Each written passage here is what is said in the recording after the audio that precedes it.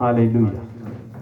प्यारे आसमानी बाप, यीशु के नाम से आज की खूबसूरत इस मैसेज के लिए जो तूने हमें बख्शा है, तेरी शुक्रगुजारी करते हैं। इस मैसेज को, इस पैगाम को, इन बातों को, इस कलाम को जो तेरी तरफ से है, जो तूने हमें बख्शा है, हमें इसको सिखा ताकि हम इसको सीखें और जानें और तेरी मर्जी को पूरा करें। हमें सीखने का फजल दे, यीशु मसीह नासरी के नाम में, आमीन। हालेलुया। ध्यान से सुनिएगा खुदा के कलाम को तवज्जो के साथ। खुदावंद यीशु मसीह के आने से पहले 621 काफ मीम में, यानी यीशु मसीह के आने से 621 काफ मीम बाबल की हुकूमत थी। बाबल का मौजूदा नाम इराक है। उस वक्त इराक इंटरनेशनल हुकूमत था, जैसे आज अमेरिका इंटरनेशनल है। उस वक्त इराक इंटरनेशनल था, उसका नाम बाबल था, और उस वक्त बाबल की हुकूमत पूरी दुनिया में थी।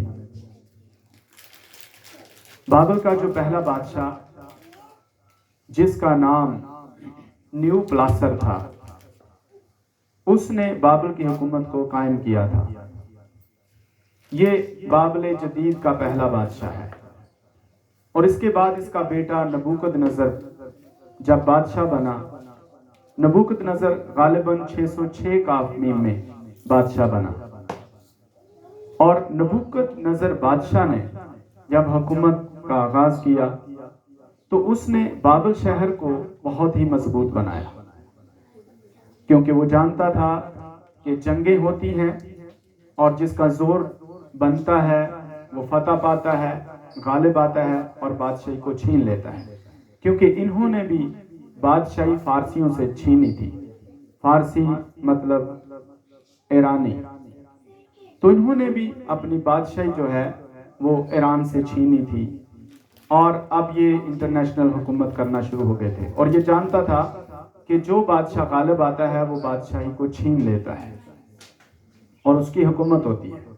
और इसने एक खूबसूरत तरीन शहर बनाया। बाबल को इसने बहुत ही खूबसूरत बनाया। और हिस्ट्री बयान करती है कि इसने बाबल के चौगिर्द एक बहुत बड़ी दीवार बनाई। वो दीवार जिसकी ऊंचाई 350 फीट बुलंद थी, 350 फीट ऊपर। और आप समझ सकते हैं कितनी मंजिलें बनती हैं इसकी। 350 फीट इसकी ऊंचाई है, तो गालिबन 35 मंजिलें बनेंगी। कितनी मंजिलें बनेंगी? 35 मंजिलें बनेंगी, क्योंकि 10 फुट पर एक मंजिल है। तो 35 मंजिल अगर ऊपर की तरफ देखें तो ये बहुत बड़ी ऊंचाई बनती है। इतनी बुलंद इसने क्या बनाई? दीवार बनाई। और उस दीवार की जो चौड़ाई थी वो 87 फुट थी। कितनी फुट है? 87 फुट, जिसका मतलब है गालिबन 8 मंजिला तक उसकी चौड़ाई है। आप अंदाजा कर सकते हैं, एक मोटरवे से भी ज्यादा उसकी चौड़ाई है। मोटरवे से ज्यादा उस दीवार की चौड़ाई है, और इतनी बुलंद है। 35 मंजिलों तक वो बुलंद दीवार थी। और उसकी गहराई भी थी। इसने जो गहराई बनाई उसकी 3 मंजिला के बराबर उसकी गहराई थी, यानी 35 फुट नीचे की तरफ। और इसका ये सारा मंसूबा क्या था? उसने ऐसा क्यों किया? क्योंकि वो ये चाहता था कि जिस तरह हमने किसी से बादशाही को छीन लिया, कोई हमसे बादशाही ना छीन ले। इसलिए इसने शहर के चौगिर्द वो एक बड़ी दीवार बनाई, ऊंची, चौड़ी, गहरी। और फिर दीवार बनाने के बाद इसने एक और काम किया। उस दीवार के चौगिर्द चारों तरफ इसने गहरी खाइयां खोदी, खंदक खोदी, और उसके अंदर दरियाए फिरात का पानी इसने भर दिया। बहुत गहरी खंदक, ताकि कोई भी किसी भी तरह से ना तो दीवार के ऊपर से शहर के ऊपर हमला कर सके, ना दीवार के नीचे से शहर के ऊपर हमला कर सके, अंदर दाखिल ना हो सके, और ना ही उस दीवार को कोई गिरा सके। इसीलिए इतनी चौड़ी दीवार, आप अंदाजा कर सकते हैं कि मोटरवे से भी ज्यादा चौड़ी दीवार और 3 मंजिला जो है इतनी चौड़ी दीवार, اور اس نے اس قدر اپنے شہر کو محفوظ کیا، اور پھر اس نے اپنے لیے اس شہر کے اندر اپنا محل بنایا، اس شہر کو خوبصورت بنایا، بہت ہی پیارا اس نے اس شہر کو بنایا اور ساری سیفٹی کی۔ اور ایک دن یہ اپنے محل پر تھا، اور جب یہ اپنے محل پر تھا تو اس نے کہا کیا یہ جو شہر ہے بابل عظیم کیا میں نے نہیں بنایا؟ یہ اپنے بارے میں اس طرح سوچ رہا تھا، یہ اپنے بارے میں اس طرح کے خیالات رکھتا تھا۔ ہر وہ شخص جو آج بھی کہتا ہے کہ میں ہوں، اس کے ساتھ ویسا ہی سلوک ہوتا ہے جیسا شیطان کے ساتھ ہوا۔ یہ اپنے محل کے اوپر ٹہل رہا تھا اور اس نے اپنے شہر کو دیکھا، اور جو کچھ اس نے تعمیر کروایا اس کو دیکھا۔ اس نے وہ دیوار دیکھی، اپنا محل دیکھا، وہ شہر کو دیکھا، اسے بہت خوبصورت لگا، اور پھر یہ گھمنڈ سے بھر گیا کہ یہ میں ہی ہوں جس نے یہ سب کچھ تعمیر کروایا اور بنایا ہے، یہ میرے ہی ہاتھوں نے تعمیر کیا ہے، اور اس کے اندر گھمنڈ سمایا۔ اسی وقت خدا کی طرف سے اس سے عقل واپس لے لی گئی۔ یہ بھول گیا کہ مجھے خدا نے حکمت دی ہے، مجھے خدا نے عقل دی ہے۔ بہت دفعہ انسان ایسے ہی کرتا ہے، وہ بھول جاتا ہے، وہ سمجھتا ہے یہ میں نے سب کچھ خود کیا ہے، میں پڑھا ہوں، میں پڑھ لکھ گیا ہوں، یہ میری محنت ہے، میں نے گھر بنایا ہے، یہ میری محنت ہے، میرا بڑا بزنس ہے، یہ میری محنت ہے، میں بہت پڑھا لکھا ہوں، یہ میری محنت ہے، میرے پاس بہت علم ہے، یہ میرا پاس جو علم ہے یہ میری محنت کی وجہ سے ہے۔ میرے عزیزو، بائبل ہمیں سکھاتی ہے سب کچھ خدا کے ہاتھ میں ہے، اور اس کا جو جی چاہتا ہے وہ کرتا ہے، اور اس کو کبھی کوئی روک نہیں سکتا۔ اور اس سے وہ عقل، جس عقل کے ساتھ اس نے وہ سارا شہر بنایا، محل بنایا، دیوار بنائی، سب کچھ بنایا، وہ عقل اس سے کیا کر لی گئی؟ واپس لے لی گئی، چھین لی گئی۔ خدا نے اس عقل کو واپس لے لیا۔ اس لیے کوئی بھی شخص اپنی عقل پر گھمنڈ نہ کرے، کوئی بھی شخص اپنے علم پر گھمنڈ نہ کرے، کوئی بھی شخص اپنے نالج پر گھمنڈ نہ کرے، کوئی بھی شخص اپنے بزنس پر گھمنڈ نہ کرے، کوئی بھی شخص اپنی جاب پر گھمنڈ نہ کرے، کوئی بھی شخص اپنے اچھے گھر پر گھمنڈ نہ کرے، کوئی بھی شخص اپنی خوبصورتی پر گھمنڈ نہ کرے۔ سب کچھ خداوند کی طرف سے ہے، اور سب کچھ خدا دیتا ہے، اور جب اس کا جی چاہتا ہے وہ واپس لے سکتا ہے، وہ لے لیتا ہے۔ آپ کو پتا ہے شیطان کو آسمان سے زمین پر گرا دیا گیا۔ خدا نے ہرگز شیطان کو نہیں بنایا تھا، خدا نے اس کو اچھا ہی فرشتہ بنایا تھا۔ بائبل بیان کرتی ہے خاتم الکمال تھا، اسے بہت خوبصورت بنایا گیا تھا، لیکن اس کے اندر بھی یہ گھمنڈ سمایا۔ وہ گھمنڈی ہو گیا، اس کے اندر خودی آ گئی، وہ گھمنڈ سے بھر گیا، اور وہ سوچنے لگا مجھ جیسا تو کوئی خدا نے بنایا نہیں ہے، میں سب سے زیادہ خوبصورت بنایا گیا ہوں، میں سب سے زیادہ پیارا بنایا گیا ہوں، میں سب سے زیادہ خوبصورت ہوں، میں خاتم الکمال ہوں۔ خدا نے واقعی اسے اچھا، خوبصورت اور خاتم الکمال بنایا تھا، اور علم سے بھر دیا تھا، اسے نالج سے بھر دیا تھا۔ اس کے پاس بہت نالج تھا، بہت علم۔ شیطان کے پاس بہت علم ہے، بہت نالج ہے، اور وہ اپنے نالج، اپنے گھمنڈ، اپنے حسن کی وجہ سے وہ گھمنڈی ہو گیا، اس کے اندر گھمنڈ سمایا، اور خدا نے اسی گھمنڈ کی وجہ سے اسے شیطان کا ٹائٹل دیا، شیطان کا نام دیا، اور اسے آسمان سے نیچے گرا دیا، اور وہ اب پتال کے اندر نیچے تک گہرائی میں چلا جائے گا، وہ واپس نہیں جا سکتا۔ آپ کو پتا ایسا کیوں نہیں کر سکتا؟ اس لیے کہ اس نے کبھی خدا سے معافی نہیں مانگی، اپنے گھمنڈ کی، اپنے غرور کی، اور اب وقت گزر گیا ہے، اب وہ معافی مانگے بھی تو خدا اسے معاف نہیں کرے گا، کیونکہ اس نے بہت سے لوگوں کو جہنمی بنا دیا ہے، بہت سے لوگوں کو خدا سے دور لے گیا ہے، خدا نے اسے گرا دیا۔ اگر آج بھی کوئی شخص اسی طرح اپنی زندگی میں سوچتا ہے کہ میرے پاس علم ہے، میرے پاس نالج ہے، میرے پاس گھر ہے، میرے پاس بزنس ہے، میرے پاس فلاں چیز ہے، میرے پاس فلاں چیز ہے، اور اس کے اندر کسی چیز کا بھی کسی بھی طور پر کسی چیز کا گھمنڈ ہے، تو اسے معافی مانگنے کا موقع ہے، تاکہ وہ کیا کرے؟ وہ معافی مانگے۔ وہ معافی مانگے تو خدا اسے کیا کر دے گا؟ اسے معاف کر دے گا۔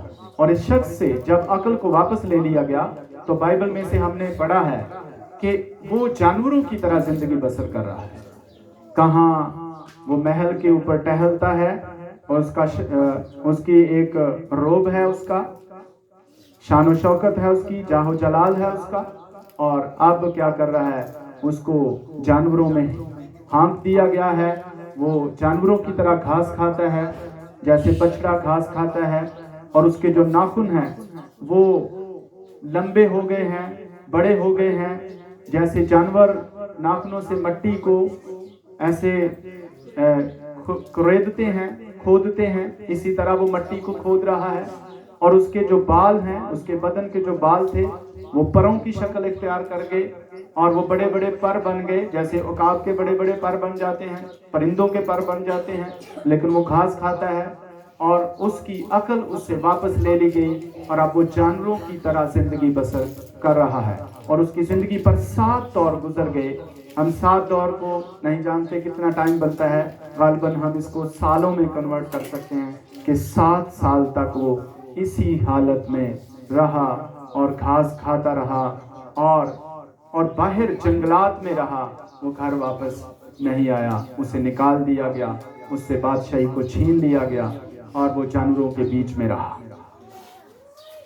خدا کسی بھی وقت ہم سے حساب کتاب کر سکتا ہے، چاہے ہم زمین پر ہیں، چاہے زمین سے چلے بھی جائیں، خدا جب چاہے ہمیں اپنی حضوری میں لا سکتا ہے، اپنے تخت عدالت کے سامنے، اور ہم سے حساب کر سکتا ہے۔ اور خداوند سے، حالانکہ اس نے جو یہ خواب دیکھا، اس کی تعبیر بتائی گئی، دانیل نے اس کی تعبیر بتائی، اس نے کہا کہ تو توبہ کر اور صداقت کے کام کر، شاید خدا تجھ پر رحم کرے۔ لیکن پھر بھی یہ کیا کرتا ہے؟ 1 سال کے بعد تک بھی اس نے توبہ نہیں کی، معافی نہیں مانگی، اور سال کے بعد یہ اپنے محل کے اوپر ٹہل رہا تھا جب اس کی عقل اس سے واپس لے لی گئی۔ اس کا مطلب ہے پورا سال اس کو موقع دیا خدا نے تاکہ یہ توبہ کرے، لیکن اس شخص نے توبہ نہیں کی۔ اور پھر جو خدا نے پیغام بھیجا، اس پیغام کے مطابق خدا نے اس کی عقل کو واپس لیا، اور اس کی یہ کنڈیشن ہو گئی، اس کی یہ حالت ہو گئی۔ اور جب یہ شخص توبہ کرتا ہے تو اس کے جو وزیر ہیں، اس کے جو مشیر ہیں، جب 7 سال گزر جاتے ہیں اسی حالت میں، تو اس کی عقل اس وقت واپس آتی ہے جب یہ سمجھنا شروع کرتا ہے کہ ہاں خدا ہی ہے جو سب کچھ کرنے پر قادر ہے۔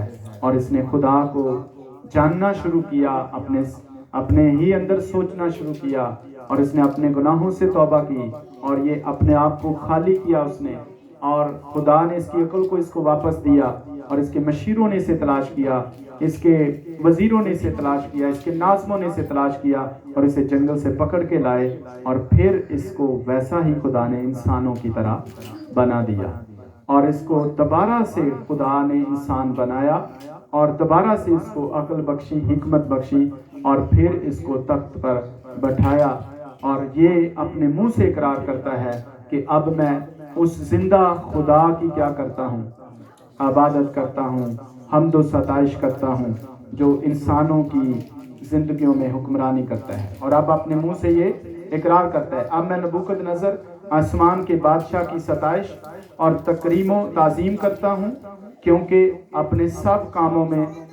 وہ اپنے سب کاموں میں راست اور اپنی سب راہوں میں عادل ہے، اور جو مغروری میں چلتے ہیں ان کو ذلیل کر سکتا ہے۔ میرے عزیزو، اس کو یاد آیا، اور اس نے واپس آ کر جب یہ تخت پر بیٹھتا ہے تو نہ صرف یہ خود خدا کی حمد کرتا ہے، ستائش کرتا ہے، جب بادشاہ زندہ خدا کی عبادت کرتا ہے تو اس کی رعایا بھی کیا کرے گی؟ اسی زندہ خدا کی حمد و ستائش کرے گی۔ میرے عزیزو، بتانے کا مطلب ہے ہماری زندگی کے اندر بہت سے ایسے پوشیدہ گناہ ہیں، اور مقدس داؤد کہتا ہے کہ تو میرے پوشیدہ گناہوں سے بھی واقف ہے، تو جانتا ہے۔ اور ہمارے بہت سے ایسے گناہ ہیں جن کو ہم جانتے نہیں ہیں، انجانے میں کرتے ہیں، اور ہماری زندگی میں وہ گناہ رہتے ہیں جن کی ہم کبھی توبہ نہیں کر پاتے، اور گناہ ہمارا پیچھا کرتے رہتے ہیں۔ لہٰذا ضروری ہے کہ ہم ان تمام گناہوں سے کیا کریں؟ توبہ کریں۔ شیطان کو گرایا گیا کیونکہ وہ گھمنڈی تھا، اور اس کو خدا نے گرایا تاکہ اس کو سکھائے، کیونکہ انسان میں سے کسی کی بھی خدا ہلاکت نہیں چاہتا۔ خدا نے اسے سزا دی، خدا نے اسے کوڑے لگائے، خدا نے اس کو مارا، خدا نے اس کی تربیت کی۔ میرے عزیزو، خدا ان کی تربیت کرتا ہے جن سے ان کو پیار ہے۔ بائبل مقدس میں لکھا ہے جس کو وہ بیٹا بناتا ہے اس کے کیا لگاتا ہے؟ اس کے کوڑے لگاتا ہے۔ کیوں کوڑے لگاتا ہے؟ کیونکہ وہ اس کا بیٹا ہے۔ اور جب ہم اپنے آپ کو مچور کہتے ہیں، جب ہم اپنے آپ کو بڑا کہتے ہیں اور سمجھتے ہیں کہ ہم سمجھدار ہو گئے ہیں، تو اس وقت وہ ہمیں کوڑے لگا لگا کے درست کرتا ہے، کوڑے لگا لگا کے ہمیں صحیح کرتا ہے تاکہ ہم درست ہو جائیں، تاکہ ہم ٹھیک ہو جائیں۔ بچوں کو کوڑے نہیں لگائے جاتے۔ ایک بات جو اہم ہے وہ یہ ہے کہ بچوں کو کوڑے نہیں لگائے جاتے۔ بچوں کو کیوں کوڑے نہیں لگائے جاتے؟ کیونکہ بچے سمجھدار نہیں ہوتے ہیں۔ خدا کوڑے کن کو لگاتا ہے؟ جو اپنے آپ کو سمجھدار کہتے ہیں، اور ہم میں سے ہر کوئی اپنے آپ کو سمجھدار کہتا ہے۔ اس لیے خدا ہمیں کوڑے لگا لگا کر ہمیں درست کرتا ہے، ہماری کانٹ چھانٹ کرتا ہے، ہمیں کوڑے لگاتا ہے۔ اور بچے جو ہیں وہ ان کو موقع ہوتا ہے کہ وہ اپنے آپ کو سنواریں، اور جب وہ بچے بڑے ہوتے جاتے ہیں، وہ میچور ہوتے جاتے ہیں، اور ایک وقت آتا ہے کہ وہ اپنے آپ کو سیانہ کہتے ہیں، اس وقت ان کی کانٹ چھانٹ ہوتی ہے۔ میرے عزیزو، جو بچے ہوتے ہیں وہ اپنے ماں باپ سے کیا کرتے ہیں؟ محبت کرتے ہیں، اپنے ماں باپ سے پیار کرتے ہیں، اور وہ اپنے ماں باپ کو چاہتے ہیں۔ بچے ڈیپینڈ کرتے ہیں اپنے باپ پر، اپنی ماں پر ڈیپینڈ کرتے ہیں۔ ان کو کسی بھی چیز کی ضرورت ہو تو وہ اپنے ماں باپ کی طرف دیکھتے ہیں، لیکن جو سیانے ہو جاتے ہیں وہ کبھی بھی اپنے ماں باپ کی طرف نہیں دیکھتے، کیونکہ وہ یہ سمجھتے ہیں اب میں سب کچھ خود کر سکتا ہوں۔ اس لیے جیسس نے کہا تھا کہ بچے بنے رہو اور بچوں کی طرح زندگی بسر کرو، کیونکہ بچے اپنے باپ پر کیا کرتے ہیں؟ بھروسہ رکھتے ہیں۔ کیا ہم اپنے باپ پر بھروسہ رکھتے ہیں؟ تو پھر ہم اپنے باپ سے مانگیں گے۔ اگر ہم اپنے باپ پر بھروسہ رکھیں گے تو ہم باپ کی طرف راغب ہوں گے۔ اگر اپنے ماں باپ کی طرف راغب ہوں گے، ان سے لو کریں گے، ان سے محبت کریں گے، اور وہ ہماری ساری ضرورتوں کا کیا کرے گا؟ پورا کرے گا۔ آمین۔ ہماری ساری ضرورتوں کو پورا کرے گا۔ بچے ہمیشہ اپنے باپ کی گود میں رہتے ہیں، ماں کی گود میں رہتے ہیں، کیونکہ وہ بچے ہیں۔ لیکن جو سیانے ہو جاتے ہیں وہ ماں اور باپ کی گود میں کبھی نہیں آتے۔ کیا آتے ہیں؟ نہیں۔ جب بچے بڑے ہو جاتے ہیں وہ ماں باپ کی گود میں نہیں آتے، وہ خود سے اپنے آپ کو سیانے کہتے ہیں، اور اس لیے چونکہ وہ خود سے اپنے آپ کو سیانہ کہہ رہے ہوتے ہیں، اور وہ کہتے ہیں کہ تمہیں کیا پتہ ہے۔ آج کے بچے یہی کہہ رہے ہیں، جس کا مطلب یہ ہے کہ وہ باغی ہیں اپنے ماں باپ سے۔ اسی طرح روحانی بچے ہیں، روحانی جو اپنے آپ کو روحانی کہتے ہیں، وہ بھی اپنے آپ کو یہی سمجھتے ہیں، اور کبھی بھی خدا کے پاس جانا پسند نہیں کرتے۔ وہ سمجھتے ہیں کہ ہم اچھا علم رکھتے ہیں، ہم درست ہیں، ہم ٹھیک ہیں، لیکن اپنے گناہوں کو وہ یاد نہیں کرتے، اپنے گناہوں پر کبھی بھی وہ پشیمان نہیں ہوتے، اور ان کی معافی نہیں مانگتے۔ میرے عزیزو، ضرور ہے کہ ہم اپنے آپ کو سمجھیں، جہاں کہیں ہم غلط ہیں، پر کہیں نہ کہیں ہم غلط ضرور ہیں۔ جیسس نے کہا تھا کہ اپنے خودی سے کیا کرو؟ انکار کرو۔ ہم اپنی خودی سے باز نہیں آتے۔ یہ ہماری زندگی کے اندر بہت بڑی غلطی ہے۔ ہم اپنی خودی پر ڈٹے رہتے ہیں اور یوں سمجھتے ہیں کہ ہم صحیح ہیں، ہم ٹھیک ہیں۔ اس لیے ضروری ہے کہ ہم خدا کی حضوری میں اپنے آپ کو لے کے آئیں، اور اب موقع ہے کہ ہم اس گناہ کا جو ہماری زندگی میں پایا جا رہا ہے، ہم کیوں خدا کے پاس نہیں جاتے؟ اس لیے کہ ہم اپنے آپ کو سیانہ سمجھتے ہیں۔ ہم میں سے بتھیرے سیانے ہیں جو بائبل نہیں پڑھتے. کیوں نہیں پڑھتے؟ کیونکہ وہ سیانے ہیں. ہمیں سے بتھیرے خدا کی حمد و ستائش نہیں کرتے، اس لیے وہ اپنے آپ کو سیانہ سمجھتے ہیں اور وہ بڑے ہو گئے اور خدا کی حضوری میں نہیں آتے، دعا نہیں کرتے، بائبل سٹڈی نہیں کرتے، سجدے میں نہیں جاتے، حمد و ستائش نہیں کرتے. تو آپ کیا سمجھتے ہیں؟ غلطی نہیں ہے کیا؟ غلطی ہے، گناہ ہے، اور اس کی ہمیں معافی مانگنی چاہیے. اور اگر ہم معافی مانگیں گے تو خدا ہمیں کیا کرے گا؟ معاف کرے گا.